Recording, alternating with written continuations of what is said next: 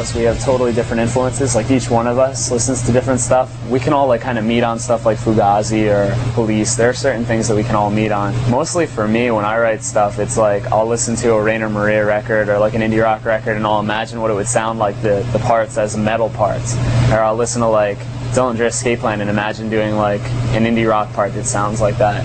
And so for us, it's just like playing with the boundaries of that kind of stuff. There's so much good DIY music out there. There's like all different styles, and I don't know, somehow to me, like just from listening to it all growing up, it all makes sense to be in one thing, since for us this music is just like a total natural extension of our lives. So to me, that's like, you know, I want to make the music that I like. Well, I guess some of the other guys had been in like a straight edge band called Turnbuckle for a while, and our drummer, I think, sang for it, and our guitar player played drums for it. They all played different stuff, and then when I met them all, they all switched instruments, and so basically when we got together, they were learning how to play their instruments for the record Waiting, the first one that we did on Eyeball. That's pretty much how we came together. New Brunswick's awesome. Like aside, there's Lifetime, Saves the Day, us, Midtown too is from New Brunswick. We've been able to do as well as we've been doing is because we came from such a supportive community. It's just like everywhere you go, you know somebody, and I mean, I did basement shows for a long time in New Brunswick. We had Hot Water Music and Kid Dynamite and all these great bands play there. So that's really been like the best part of it so far, has been having such a supportive community. Our old label, Eyeball Records, Alex actually is one of my best friends, and he's friends with Genevieve, who works at Victory, and he gave her the CD and she liked it a lot, and they came out from Chicago to see us with Boy Sets Fire we played. They really liked us, and we were kind of skeptical at first just because we didn't know if we wanted to jump to that big a label, but it made a lot of sense to us since we just basically wanted to tour all the time.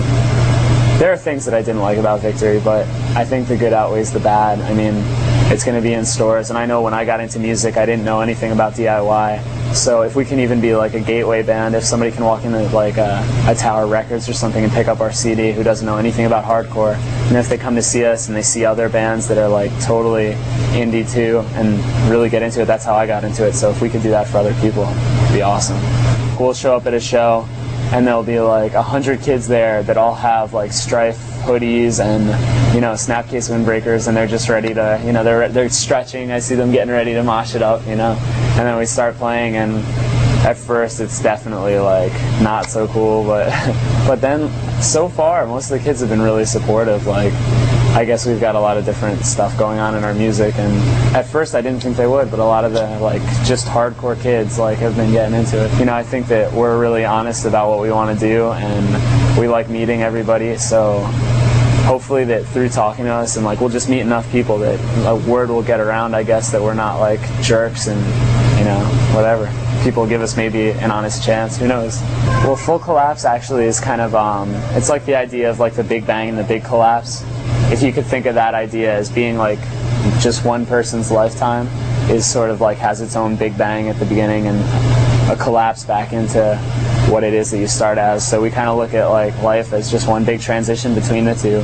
The non-permanence of everything is what we kind of focus on, just because it's like everything is just a series of moments kind of, and so that's why the first song on our record is like a different version of the last song on our record. It comes like all the way around, and if you actually play it on repeat, it just like continues the whole record, like really never stops.